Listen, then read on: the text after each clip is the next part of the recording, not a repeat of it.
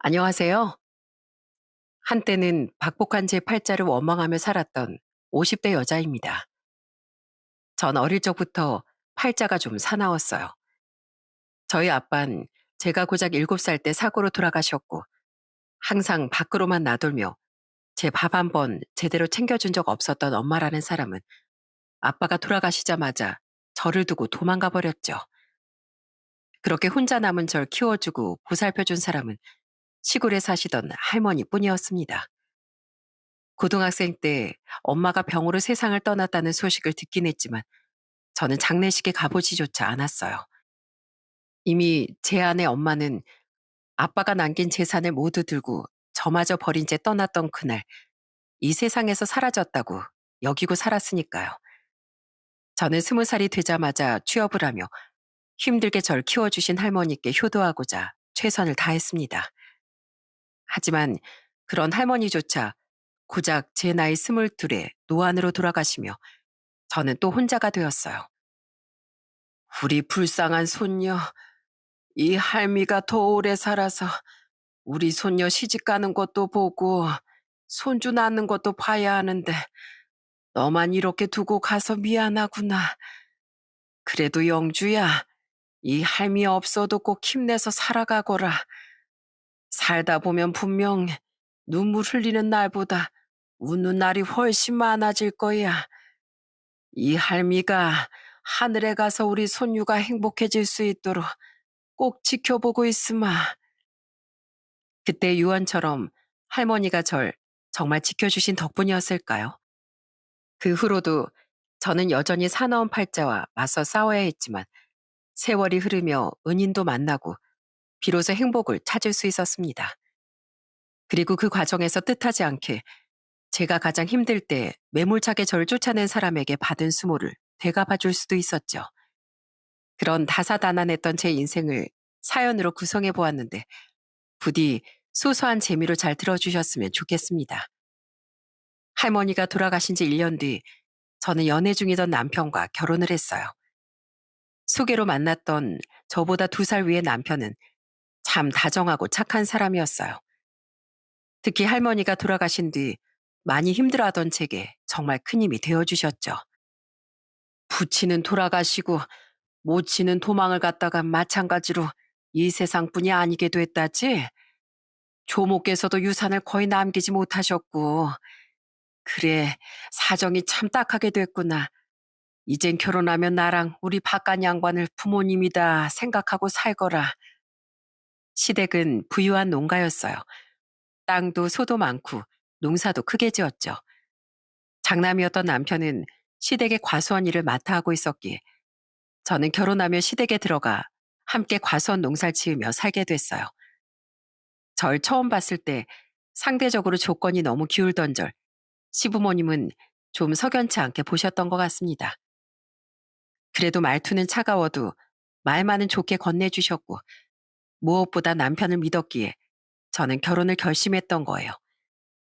하지만 부모님이라고 생각하라는 그 말이 며느리로서 자신들을 잘 모시라는 뜻이었다는 걸 결혼한 지 얼마 안 돼서부터 확실히 알게 됐죠. 예, 너 대체 빨래를 언제까지 미룰 거니? 나랑 네 시애비 입을 속옷이 하나도 없잖아. 죄송해요, 어머님. 어제 과수원 일이 너무 많아서 시간이 없었어요. 얘 좀 봐라. 너 지금 그걸 핑계라고 대니? 우리 시어머니 살아계실 땐 난 집안일 다 못 끝내놓으면 이부자리 엉덩이 붙일 생각도 못했어. 너 지금 부모 없이 자랐다고 티내는 거니? 네 할머니가 그렇게 가르치셨어? 너 같은 고아가 이런 부잣집에 시집을 왔으면 며느리 돌인 잘 해내야 할 거 아니야? 어머님, 제가 이 집에 며느리로 시집 왔지 몸종으로 들어왔나요? 그리고 저 부모님은 안 계셨어도 할머니께서 누구보다 바르게 키워주셨어요. 지금 그 말씀은 돌아가신 저희 할머니를 모욕하시는 말이에요. 그 말만은 사과해 주세요. 예, 너 어디서 감히 시어머니한테 말대답을 하냐? 사과? 아이고, 조상님.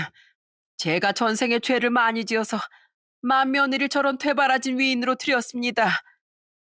형수님, 서울에서 대학 다니다가 오랜만에 집에 와서 쉬고 있는데 정말 시동생으로서 기분이 언짢네요. 다른 집 며느리들은 다 참고 잘만 산다는데 형수님은 왜 늘 저희 부모님께 맞서지 못해서 안달이세요? 제가 언제 늘 그랬어요? 저도 평소에 많이 참았어요. 그런데 저희 할머니까지 모욕을 하시니까 그것만은 못 참는 거죠. 시부모님과 시동생은 툭하면 고아라며 절 무시했습니다. 솔직히 고작 23살에 시집간 어린애가 낯선 그 집에서 얼마나 무서웠겠어요? 처음엔 저도 그저 내내하며 참았었어요. 하지만 저희 할머니까지 모욕하는 일만은 더 이상 참지 못하겠기에 저도 한 번씩 대들고 맞서기 시작한 거죠. 그리고 그때마다 남편과 삼남매 중 막내였던 시누인 늘 제 편에 서서 화를 내주었어요. 엄마, 아빠, 그만 좀 해. 새언니 말이 틀린 게 뭐가 있어. 어렸을 때부터 나도 딸이라고 오빠들이랑 그렇게 차별하더니 남의 집 귀한 딸인 새언니한테까지 왜 그러냐고. 새언니, 빨래는 제가 할 테니까 신경 쓰지 마세요.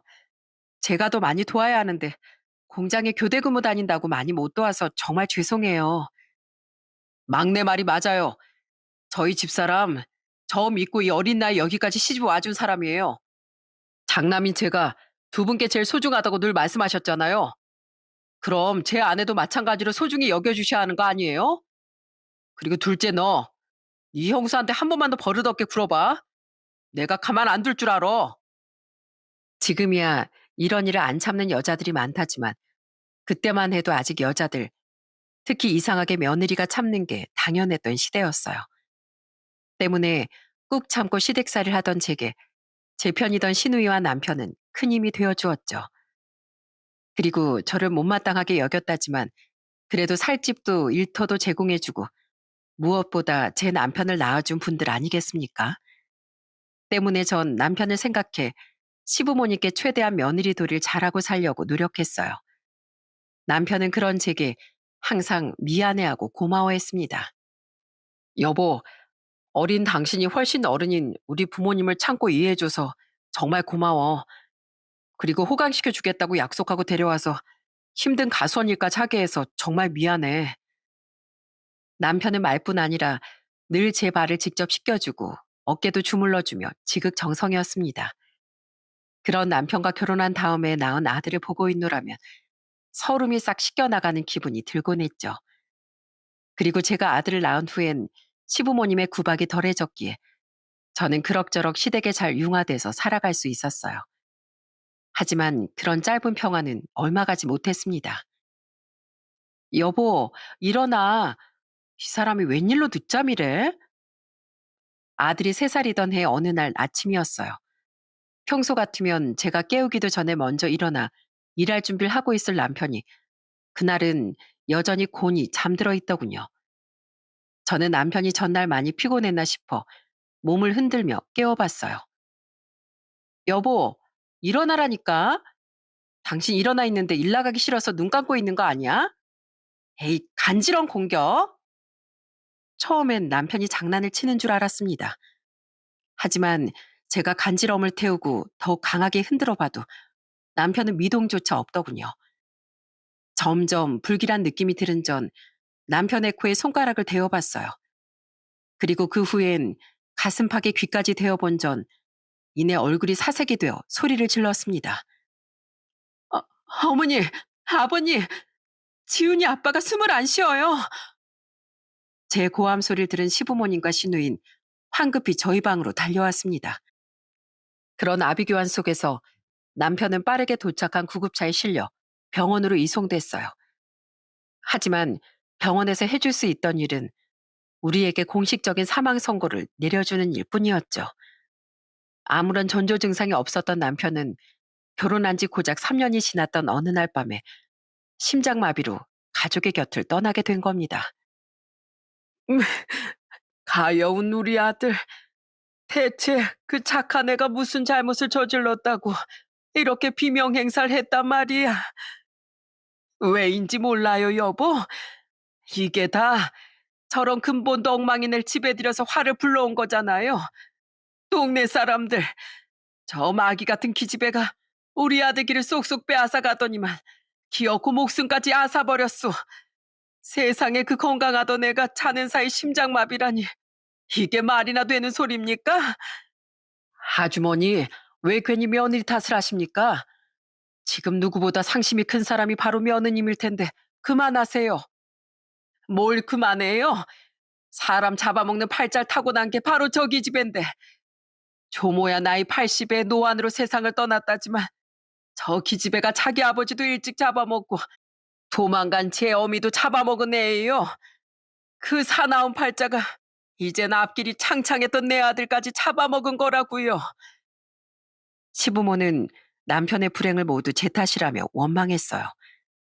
너무 서럽고 슬펐지만 정말 제 팔자 때문에 남편이 이렇게 됐나 싶어 차마 입이 열리지 않더라고요. 동네 어른들 몇몇과 함께 시누이는 저를 감쌌지만 시동생은 역시나 시부모와 함께 저를 원망했었죠. 나가라. 어머니, 아무리 제가 미우셔도 지금 당장 저랑 아들이랑 갈 데가 어디 있다고 이렇게 쫓아내세요. 이젠 서로 남남인데 우리가 네 앞길까지 염려해줘야 되니? 우리 아들을 잡아먹은 널 갈기갈기 찢어버리지 않는 것만으로도 감사해라. 난 네가 처음부터 아주 마음에 안 들었어. 우리 아들이 너 아니면 안 된다고 고집을 부려서 며느리로 들이긴 했지만 난 언젠가 네가 우리 집에 큰 화를 불러올 걸 예감하고 있었다. 엄마, 진짜 왜 이래? 가족도 없는 새언니한테 애랑 갈 곳이 어디 있다고. 큰오빠를 그렇게 아꼈으면서 손주까지 이렇게 무책임하게 쫓아낼 셈이야? 네 오빠가 없는데 저 천박한 피를 이어받은 손주가 무슨 소용이야? 너 당장 안 나가? 나가서 평생 길바닥에서 빌어먹든 시궁창에 처박혀 살든 평생 거렁뱅이처럼 살면서 우리 아들한테 속죄하면서 살거라. 형수님, 그만 고집 부리고 좀 나가세요. 사람이 양심이 있어야지. 어떻게 우리 형을 그렇게 만들어 놓고 여기서 발 뻗고 살 생각을 해요? 장례식이 끝난 후 시부모와 시동생은 저와 아들을 집에서 내쫓았습니다. 전 아들을 위해 애걸복걸하며 조그만 시간을 달라고 애원했어요. 하지만 그들은 제게 조금의 여지도 주지 않았죠. 결국 전 그렇게 남편과 제가 살던 세상 자체를 동시에 잃어버린 거예요. 새언니, 저희 가족은 진짜 사람도 아니에요. 제가 어떻게든 도와드리고 싶은데 저도 가진 돈이 없어서 너무 죄송해요. 그동안 일했던 돈 전부 엄마가 관리한다고 다 가져갔거든요. 당장 제 수중엔 월세방 하나를 구할 수 있는 보증금 정도가 전부였어요. 남편이 나중에 우리가 일한 만큼을 목돈으로 모아 돌려준다는 시부모의 말을 믿고 생활비 정도만 받았었던 게 이런 도구로 돌아온 거죠. 물론 남편이 살아있었다면 시부모는 정말 나중에 목돈을 주었을 겁니다. 장남 사랑은 끔찍한 사람들이었으니까요. 하지만 남편이 곁에 없으니 시부모는 입을 싹 닦아버린 겁니다. 그나마 시누이가 절 도와주려고 했지만 시누이 또한 수중에 돈이 별로 없었기에 정말 미안해 하더라고요. 당장 돈벌이가 필요했던 전 일자리를 찾아 아들을 데리고 서울로 올라왔습니다. 그리고 작은 월세방을 구해 정말 치열하게 살기 시작했죠. 엄마, 오늘도 나 데리러 늦게 올 거야? 빨리 와. 나만 맨날 여기에 제일 늦게까지 남아있는단 말이야. 미안해, 지훈아. 알았어. 오늘은 엄마가 최대한 일 일찍 끝내고 우리 지훈이 데리러 올게. 저는 아들을 어린이집에 맡기고 파출부 일을 다녔습니다. 어떻게든 먹고 살며 돈도 모으고자 일하는 시간을 최대한 길게 늘려서요. 저를 보며 맨날 울먹이는 아들에게 얼마나 미안하던지요. 가끔은 사는 게 너무 힘에 겨워 남편과 할머니의 사진을 보며 울기도 여러 번이었어요. 제 사나운 팔자를 원망도 하면서요. 할머니, 보고 싶어요. 할머니는 혼자서 절 어떻게 키우셨어요? 이럴 때 할머니가 옆에 있어 주셨다면 얼마나 큰 힘이 됐을까요? 여보, 다 너무 무섭고 외로워. 내가 우리 지훈이를 당신 없이 잘 키워낼 수 있을까? 부디 내가 무너지지 않기를. 그래서 끝까지 지훈이를 잘 키워낼 수 있길 기도해줘. 제발 내 무서운 팔자가 우리 아들까지 잡아먹지 않길 바래줘. 힘겹긴 했지만 그래도 나날이 건강하게 자라주는 아들을 보며 저는 살아갈 힘을 얻어갔습니다. 저는 열심히 돈을 모았어요. 하지만 아이가 커가며 아무리 아껴도 쓸 돈은 계속 많아지더군요. 그래도 조금씩이나마 악착같이 돈을 모았건만 이놈의 팔자가 기어코 제 아들에게까지 손을 뻗더라고요. 우리 애가 백혈병이라고요? 아니 왜 하필 그런 무서운 병이 우리 애한테 찾아올 수가 있어요? 처음엔 아들이 그냥 단순한 감기인 줄 알았습니다. 하지만 아들은 약을 먹여도 계속 열이 났고 갈수록 낯빛도 창백해져 갔어요.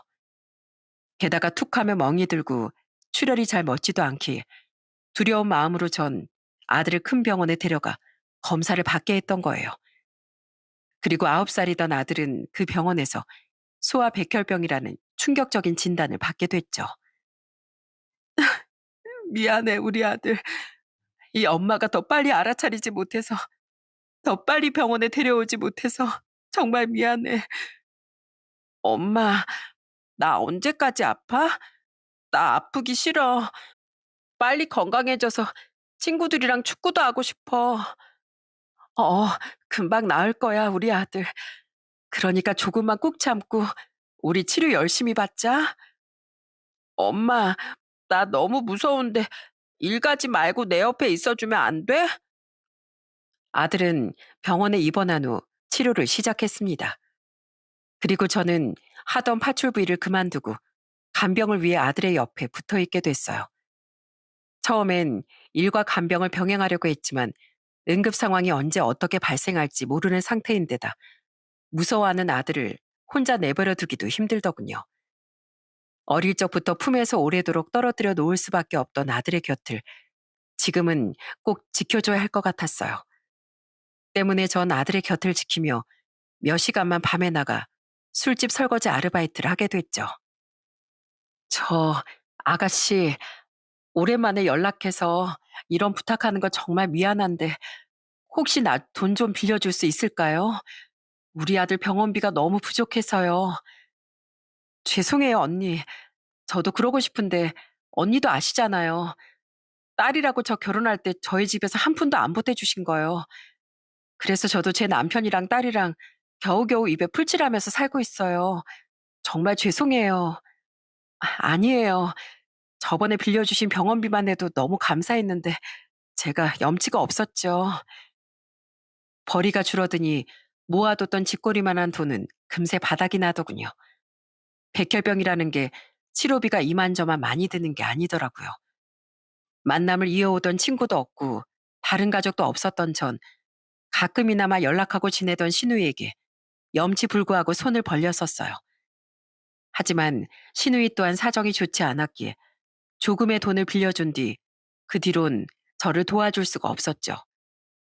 신우이의 사정을 뻔히 알면서도 또 손을 내미는 것이 미치도록 미안했지만 그땐 정말 그만큼 간절했습니다. 아들의 병원빈 밀릴 대로 밀렸고 이대로 가다간 아들을 퇴원시켜야 할지도 몰랐으니까요. 안녕하세요. 어머님, 아버님. 도련님도 집에 계셨네요. 오랜만이에요. 네가 여길 어디라고 얼굴을 티밀어? 혹시 아가씨한테 들으셨어요? 저희 아들 두 분 손자요. 지금 백혈병 투병 중이라는 거요. 어떻게든 아들을 살리겠다는 일념 하나로 제가 찾아간 곳은 무려 시댁이었습니다. 그곳만은 정말 가고 싶지 않았지만 매달릴 곳이 시댁밖에 없더라고요. 그래도 설마 손주의 목숨이 달린 일인데 모른 척하진 않겠지 싶어 지푸라기라도 잡는 심정으로 그곳을 찾아갔던 거죠. 하지만 그건 제 엄청난 착각이었더군요. 그래, 들었다. 근데 그게 왜? 저, 저를 싫어하시는 건 알지만 제발 제 남편을 생각해서 저희 아들 좀 도와주세요. 제가 지금 병원비가 너무 밀려서 이제 돈을 못 내면 그 아픈 애를 정말 퇴원시켜야 할지도 몰라요. 한 번만 저희 아들 살려주시면 제가 일을 2개, 3개라도 뛰어서 이자까지 다 쳐서 갚을게요. 그러니까 제발 저희 아들 병원비 좀 빌려주세요. 우린 돈 없다. 네? 귓구멍이 막혔어? 돈 없다고. 우리도 먹고 살기 힘든데 그냥 참고 꾸역꾸역 살고 있는 거야. 그런 우리한테 너 빌려줄 돈이 어디 있겠냐? 거짓말하지 마세요. 이 집에 재산이 얼마나 많은진 저도 대충 아는데 대체 왜 그런 거짓말 하시는 거예요? 지금 밖에 세워져 있는 아버님 차만 해도 엄청 비싼 외제차잖아요. 우리가 거짓말한 건지 아닌지 네가 어떻게 확인할 건데? 그리고 막말로 네 아들 살리면 뭐 우리 아들이 살아 돌아오기라도 한다든? 내가 전에도 말했지. 우리 아들도 없는데 네 더러운 피 섞인 손주가 무슨 소용이냐고. 그러니까 네가 평소에 좀 잘 신경 쓰지 그랬냐. 네 그 박복한 팔자가 결국 네 아들까지 잡아먹게 생겼구나. 그때 널 내쫓길 정말 잘했지. 안 그랬으면 네가 우리까지 잡아먹었을지 누가 아니? 그러니까 재수 온 붙기 전에 그만 나가거라. 당장. 시댁에선 제 아들이 어떻게 되든 말든 신경조차 쓰지 않고 악담만 퍼붓더군요. 심지어 시모는 집 안으로 들어갔다 달려나오더니 제게 소금까지 뿌려댔어요. 너무 서러웠지만 저는 아들 하나만 생각하며 끝까지 애원했습니다. 네, 제가 재수 옴도 붙고 팔자도 사나운 여자예요. 저를 때리고 욕하고 얼마든지 구박하셔도 좋아요. 그러니까 제발 저희 아들만 두 분 손자만 좀 살려주세요. 네? 제가 시키는 거 뭐든지 다 할게요. 형수님, 진짜 추하게 왜 이러세요? 아무튼 기분 좋게 집에 내려왔다가도 전부터 형수님만 보면 제 기분이 별로가 된다니까요. 좀 가세요. 형수님 아들 일은 형수님 혼자서 해결해야지. 왜 저희 집에까지 피해를 주려고 그러세요? 형수님은 우리 집안의 딱 암적인 존재예요. 그러니까 경찰 불러서까지 쫓아내기 전에 얼른 가시라고요. 하지만 이번엔 시동생까지 합세하며 시댁 식구들은 절 쫓아냈습니다. 너무 수치스럽고 모욕적이었어요. 결국 전 시모가 던지기까지 하던 소금 바가지를 피하며 그 집에서 도망쳐 나올 수밖에 없었죠. 다들 진짜 그렇게 사는 거 아닙니다. 당신들 언젠가 꼭 천벌받을 거야.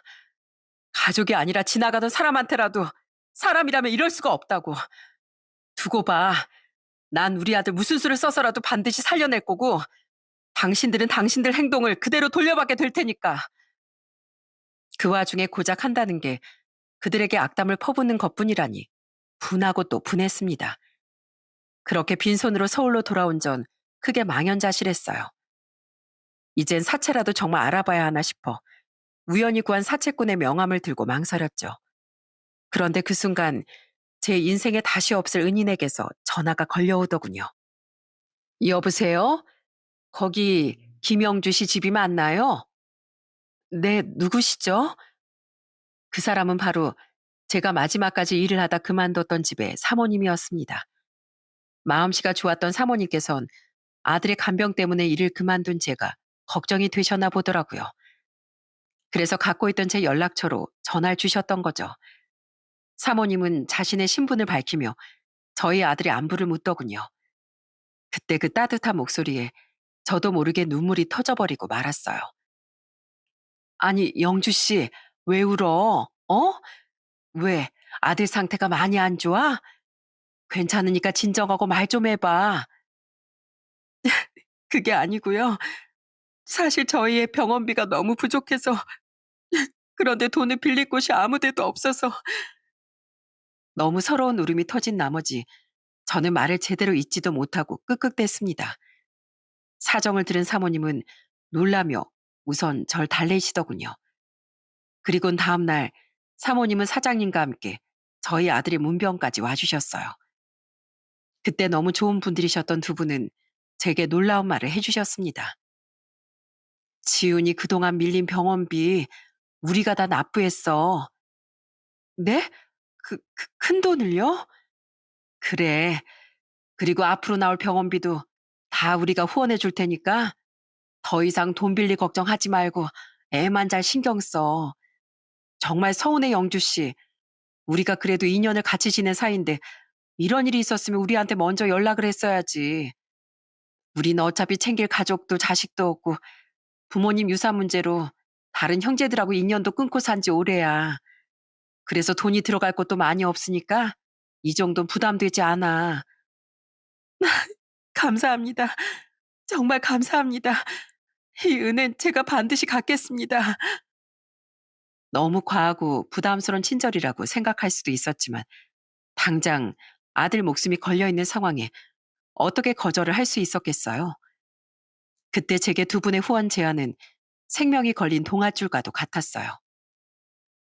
그렇게 두 분의 도움 덕분에 저는 아들을 살릴 수 있었습니다. 다행히 아들의 치료 경과는 좋은 편이었던지라 시간이 흘러 아들은 무사히 퇴원을 할 수 있었어요.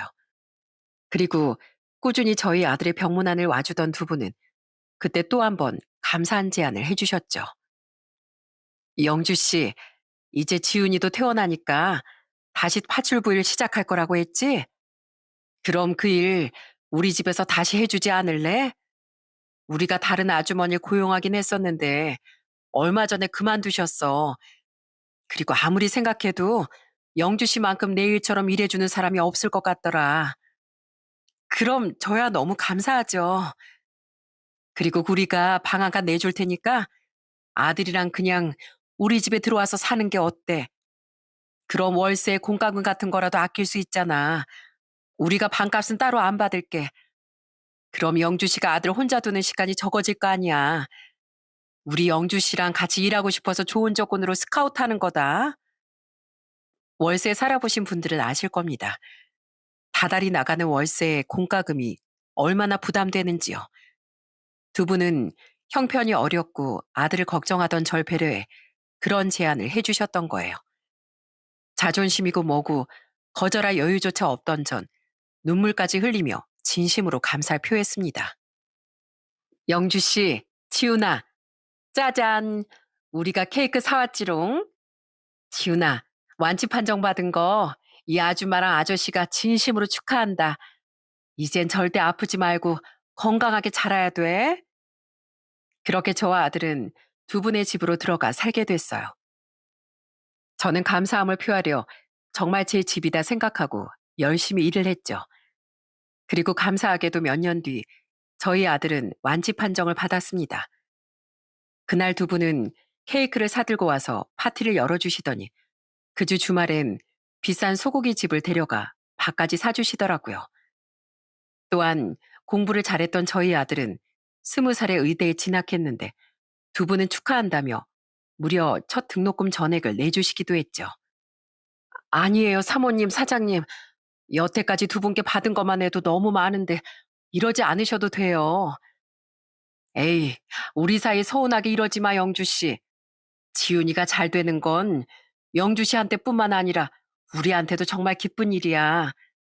불임이라 자식을 갖지 못한 우리한테 지훈이 꼭 자식 같았거든. 지훈아, 꼭 열심히 공부해서 훌륭한 의사가 돼야 한다. 그리고 꼭 힘들게 널 키워준 어머니께 효도도 해야 돼. 그렇게 우리의 가족이나 다름없던 두 분은 아들이 22살 때 미국으로 이민을 가셨습니다. 사장님의 사업 문제로요. 아직 은혜를 제대로 갚지도 못했는데 너무 서운하고 아쉽더군요. 심지어 그때 두 분은 퇴직금이라며 제게 큰 돈을 또 건네주셨어요. 거절할 생각하지 마세요. 이건 근로자로서 당연히 받아야 할 권리니까요. 그리고 영주 씨, 형제들과 인연 끊고 외로워하던 제 아내에게 동생 같은 존재가 되어주셔서 그리고 그동안 저희 집을 위해 정말 최선을 다해주셔서 진심으로 고마웠습니다. 맞아, 영주 씨. 영주 씨 나한테 정말 동생이나 다름없는 사람이었어.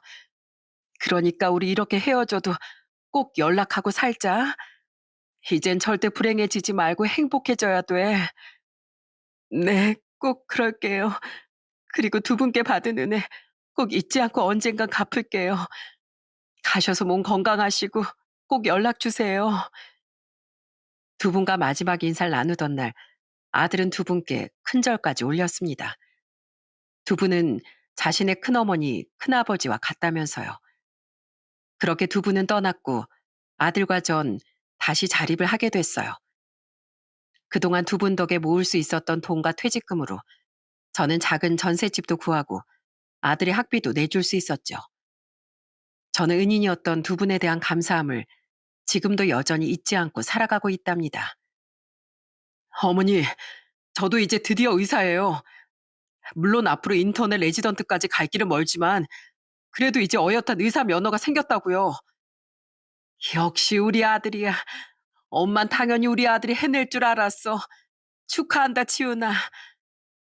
이후 저는 파출 부위를 아예 그만두고 식당에서 일을 하며 계속 아들을 뒷바라지했습니다.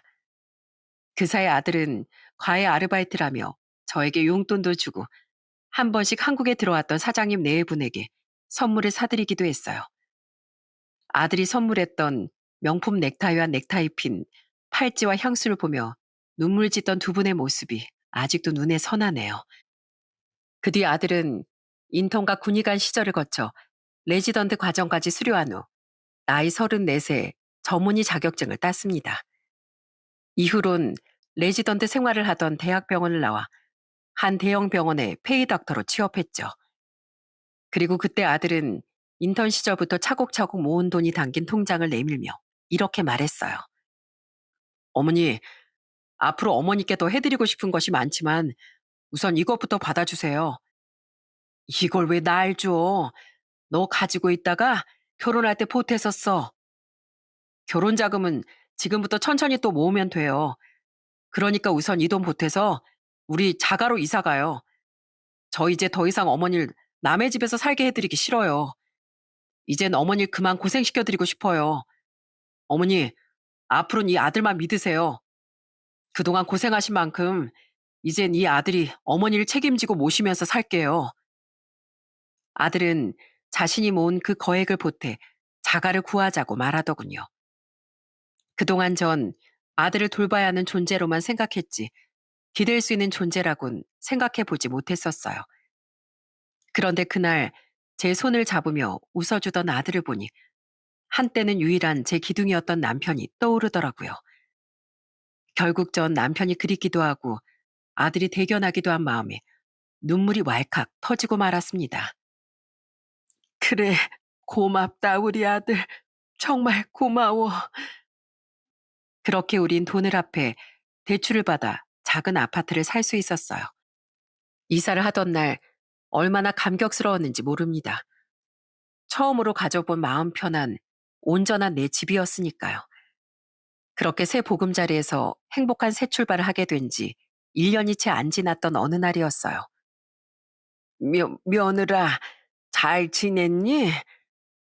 한가로운 어느 주말, 저는 아들과 늦은 점심을 먹은 후 TV를 보고 있었습니다. 그런데 아들이 화장실에 간 사이 초인종 소리가 울려서 나가보니 정말 생각지도 못했던 사람이 서 있더라고요. 멋쩍은 듯 제게 인사를 건넨 사람은 바로 26년 전 제 아들을 저버린 어느덧 나이가 80대 초반을 넘긴 시모였어요. 인터폰으론 얼굴도 잘 안 보이고 목소리도 잘 안 들리기에 문을 열었더니 제 앞에 그 악몽과도 같았던 시모가 나타난 거죠. 아이고, 집이 좋아 보이는구나. 시모는 제가 잠시 어리 빠진 사이 뭔가 제 사이를 비집고 저희 집으로 들어오더군요. 그제야 퍼뜩 정신이 든 전 얼른 문을 닫고 현관 안으로 들어와 시모가 신발을 벗고 들어오지 못하게 막았습니다. 그리곤 당황해하던 시모에게 말했어요. 굉장히 앙칼진 목소리로요. 당신이 여기는 어디라고 찾아와요? 대체 여기는 어떻게 알고 오셨어요? 그래도 오랜만에 본 시엠인데 어떻게 들어오지도 못하게 하니? 저기 우리 손주가 의사가 됐다지? 그건 또 어떻게 알았어요? 우리 막내가 말해줬다. 네 시누이 말이다. 내가 돈이 필요해서 몇 번 돈을 빌리러 갔더니만 나중엔 화를 내면서 이러더라고. 왜 자기한텐 해준 거 하나 없으면서 자기 오빠한테 퍼줄 건 다 퍼다 줘놓고 가뜩이나 힘든 자기한테만 손을 벌리냐고 말이야. 그러게 주위에 도움 청할 사람 하나 없도록 왜 인생을 그렇게 못되게 살았냐더라. 전에 며느리 너한테 한 것만 해도 어떻게 사람이 그럴 수가 있냐면서 그 와중에 넌 네 아들을 무려 의사로까지 키워냈는데 내 꼴은 이게 뭐냐지 않니 글쎄. 사람은 착하게 살면 착하게 사는 대로 복을 받고 못되게 살면 못되게 사는 대로 벌을 받는다더라. 딸이라는 게 지혜미한테 못하는 얘기가 없어. 안 그러니? 그러면서 이제 더 이상 자기한테 손 벌릴 생각은 하지도 말래. 시몬은 신우이에 대해 말하며 불만 가득한 표정을 짓더군요. 당시 전 신우이와만은 여전히 한 번씩 연락을 주고받으며 살았었어요. 제가 힘들 때 기꺼이 조금이나마 돈을 빌려준 신우이에게 이자까지 쳐서 돈을 갚기도 했고, 아들이 의사가 됐을 땐 신우이가 진심으로 축하를 해주기도 했죠. 그리고 시댁이 망했다는 사실 또한 신우이에게 들어서 익히 알고 있었어요. 시부가 세상을 떠났다는 것도, 그 많던 땅도 소도 다 팔았다는 것도요. 하지만 딱히 알고 싶지도 않아 자세한 사정까지 묻지 않았었는데, 시모는 그 자리에서 제게 갑자기 푸념을 해대더군요. 내가 자식들을 잘못 키워도 단단히 잘못 키웠지. 다른 병도 내미한테 저딴 소리나 해대고, 너 혹시 네 시동생 소식은 들었냐? 우리 둘째, 유일하게 남은 우리 집 아들. 걔 지금 사기죄로 교도소에 들어가 있다. 교도소요? 그래, 우리 집 걔 때문에 쫄딱 망한 거야. 걔가 집안 돈 다 끌어다가 사업을 두 번이나 말아먹고 주식에도 미쳐서. 그런데 그 망할 녀석이 대출까지 받았다가 살던 집까지 다 날리고 이혼까지 당했으면서 또 정신 못 차리고 남한테 사기까지 쳐댔단다. 내 팔자야. 아휴, 우리 영감은 그놈 때문에 화병으로 쓰러져 진즉에 저 세상 사람 되고, 나한테 남은 건 이제 병까지 드니 몸뚱아리랑 낡은 시골집 한 채뿐이야. 그러니까 시댁은 시동생 하나 때문에 아비규환이 됐던 겁니다. 시부를 잃은 시모는 시동생도 교도소에 보내고 혼자 쓸쓸히 살다 병까지 얻었다는군요. 그 와중에 병원비를 달라고 신우이에게 계속 손을 벌리다 억울함과 화가 폭발한 신우이가 홧김에 저희 아들 이야기를 해버렸다더라고요. 자신에게 뭐 하나 해준 것도 없이 결혼 전에 가져간 자신의 월급도 제대로 돌려주지 않았으면서 왜 아쉬워지니까 자신에게만 손을 벌리냐고요. 가뜩이나 자신 또한 남편의 실직 때문에 힘든 상황인 걸 다 알면서요. 그래서요? 우리 아들이 의사 됐다는 얘기를 듣고 우리한테 뭔가 바라기라도 해서 여길 찾아왔다는 거예요? 아가씨가 우리 집까지 어딘지 알려줬어요? 아유, 아니, 너희들 집은 끝까지 안 알려주길래 내가 수소문 좀 해봤지. 저기 며느라, 내가 예전엔 참 미안했다. 그땐 내가 아들 잃은 슬픔에 제정신이 아니었어. 그래도 살면서 널 모질게 대했던 거 참 많이 후회하면서 살았다. 내가 예전에 날 부모라고 생각하라고 했던 말 기억하니? 우리 예전엔 제법 사이가 좋았던 때도 있었잖아. 이렇게 중병에 걸려서 자식에게도 외면받은 날 설마 너까지 모른 척 할 거야? 누구랑 사이가 좋았다고 하시는 거예요? 설마 저요? 예전에 당신이 저를 얼마나 구박했었는지 기억 안 나세요? 설마 제가 우리 아들 낳고 잠깐 덜 구박했던 그 시절을 왜곡되게 기억하고 있는 건 아니죠? 그리고 뭐 그쪽이 후회를 해요? 그래서 6년 만에 찾아가서 제발 우리 아들 좀 살려달라고 그렇게 애원했던 저한테 소금 바가지까지 던져댔어요? 난 그때 그 처참한 심정을 떠올리면 자다가도 이가 갈려요. 아니, 그건 지훈아, 네가 지훈이 맞지? 아휴, 어쩜 네 아버지랑 똑같이 자랐구나. 멀리서 봐도 한눈에 내 손주인지 알아보겠어. 저기, 지훈아, 이 할미가 예전에 너 많이 예뻐해줬던 거 기억 안 나니? 저기 너 서울에서 꽤 유명한 병원에 다니고 있다며. 에휴, 이 할미가 몸도 너무 아프고 안 쑤시는 곳이 하나도 없다. 그렇게 유능한 의사인 네가 이 할미 몸 좀 따로 돌봐주면 안 되겠니? 그리고 네가 다니는 병원에 좀 공짜로 입원도 시켜주면 안 돼? 시모는 뻔뻔하게도 저와 아들에게 빌붙기 위해 저희 집을 찾아왔던 겁니다. 하지만 어림도 없는 소리였어요. 제 아들의 목숨까지 아랑곳하지 않고 제게 수모를 줬던 시모의 행동을 어떻게 잊을 수 있었겠습니까? 그런데 제게 불쌍한 척이 통하지 않으니 시모는 이번엔 화장실에서 나와 제 뒤로 다가온 아들로 타겟을 바꾸더라고요. 하지만 그건 정말 바보 같은 행동이었죠. 저만큼이나 시댁이란 존재를 싫어했던 사람이 바로 제 아들이었으니까요. 아들은 자신에게 뻗치던 시모의 손을 차갑게 쳐냈습니다. 누가 누구 손주예요? 네, 저 그래도 실력 없단 소린 안 듣고 사는 의사 맞아요. 그런데 제가 혼자서 눈물로 절 키워주신 어머니도 아니고 남인 절 자식처럼 아껴준 분들도 아닌 사람을 왜 돌봐드려야 하죠? 네, 내가 네 할머니라니까. 네, 그랬겠죠. 적어도 할머니가 아버지를 맡길은 저희 어머니와 절 쫓아내기 전까지. 아니, 백혈병에 걸려 힘들어하던 절 외면하기 전까진요. 할머니는 저희 어머니를 두 번이나 내쫓으면서 손주라는 존재도 버린 거예요. 그런데 어떻게 이렇게 뻔뻔하게 찾아와서 저랑 어머니를 며느리, 손주라고 불러요? 예치우나, 넌 80이 훌쩍 넘으니 할미가 불쌍하지도 않니? 그 시골에서 병원도 제대로 못 다니면서 골골대는 내가 불쌍하지도 않어? 네, 그건 다 자업자득이니까요. 저한테는요, 잘 살려고 발버둥 쳤어도 부모 잃고 키워주신 제 외할머니도 잃고 저희 아버지까지 잃은 거로도 모자라 당신들한테 쫓겨나기까지 했던 저희 어머니, 게다가 백혈병까지 앓았던 절 눈물로 살려내신 저희 어머니가 훨씬 더 불쌍하고 안쓰러워요.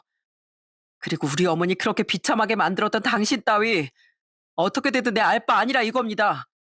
그러니까 엄한 데 와서 불쌍한 척하지 말고 당장 나가요. 아들은 독한 말을 내뱉으며 시모를 쫓아내려고 들었습니다.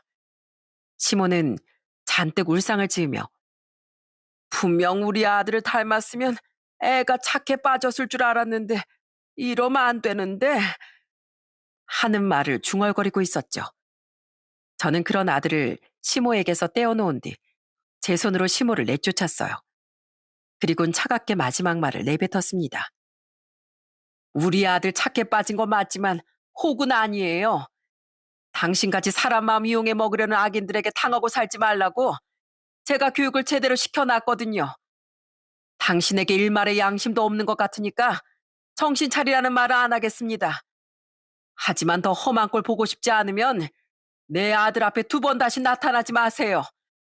내가 마음 같아선 예전 당신처럼 소금이라도 확 뿌리고 싶지만 힘없는 노인 박대하다 그 자리에서 추상 치르겠다는 말은 듣고 싶지 않으니까 여기까지 하는 겁니다. 그러니까 이만 가세요. 가라고요. 병에 걸렸다는 80대 노인이 저와 아들을 어떻게 당해낼 수 있었겠어요? 결국 전 시모는 울상을 지으며 쫓겨나야 했습니다. 시모를 내쫓은 후에도 어찌나 분한지 저는 콧김을 씩씩 내뿜었어요. 아들은 그런절 꼭 안아주며 이렇게 위로해 주었죠. 저런 사람 때문에 화내실 필요도 없어요. 저 사람은 이미 남이고 그런 남한테 화낼 시간에 우린 우리끼리 행복해지는 데만 더 집중하면서 살면 돼요. 나중에 신우인 제게 시모의 이야기를 듣고 놀라며 크게 사과하더군요. 시모가 염치 없이 거길 알아내 찾아갈 줄은 정말 몰랐다고요.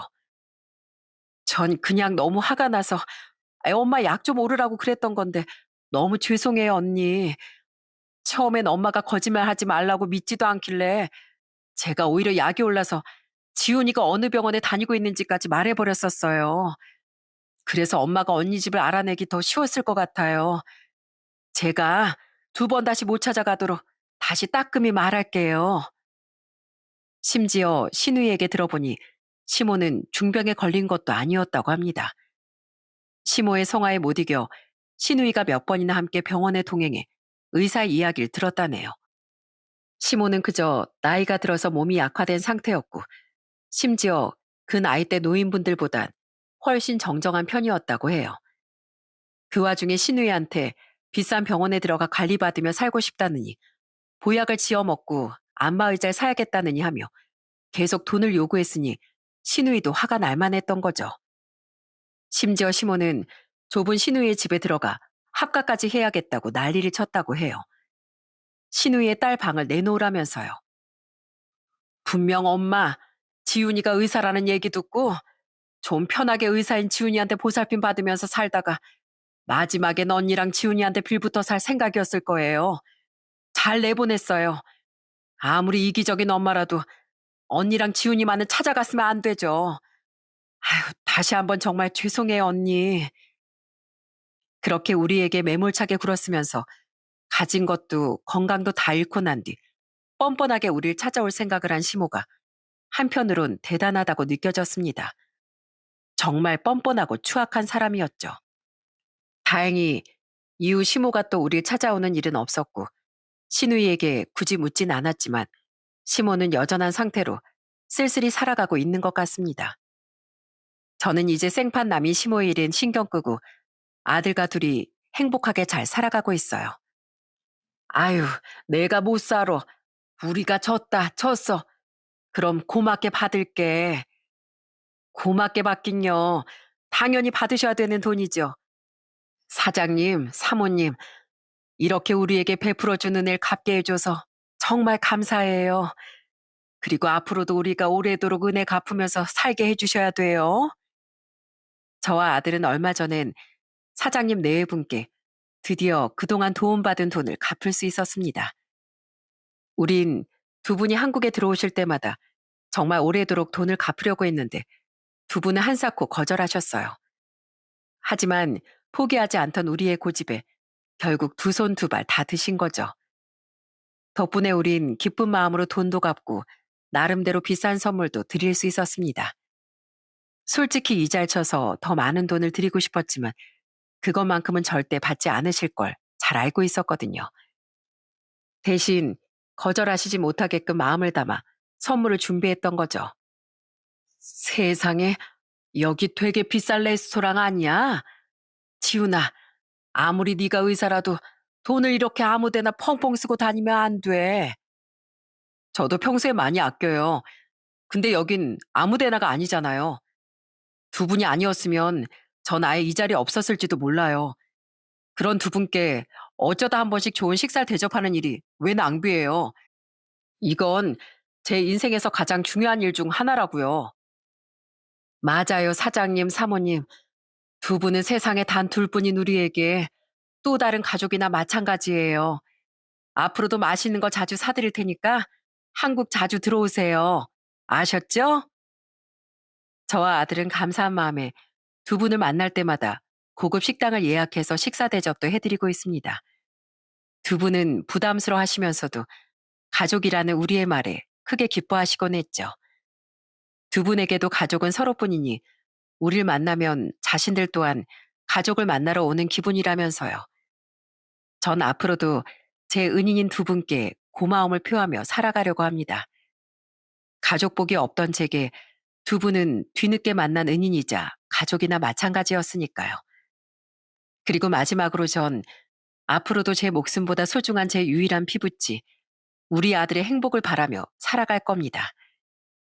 엉성하고 모난 돌로 쌓아 올린 탑은 그 모습이 위태로운 경우가 대다수지만 반듯하고 평평한 돌로 쌓인 탑은 비록 꼼꼼히 쌓은데 힘이 배로 들지언정 완성된 모양새가 아름답고 견고하기 마련입니다. 인생도 마찬가지인 것 같아요. 내가 어떤 마음가짐으로 어떻게 살아왔는진 그 사람의 노년 혹은 말년을 보면 잘 드러난다고 생각합니다. 물론 모든 사람의 인생이 다 그렇진 않겠지만 적어도 제 시모는 딱 그런 경우에 해당되는 것 같네요. 지금 당장은 티가 나지 않더라도 지금 나의 행동은 언젠가 미래의 나에게 반드시 그 영향이 미친다는 걸 모두 꼭 기억하셨으면 좋겠어요. 뒤늦게 후회해봤자 지나간 시간은 돌아오지 않고 내가 누군가에게 준 상처 또한 덮을 수가 없으니까요.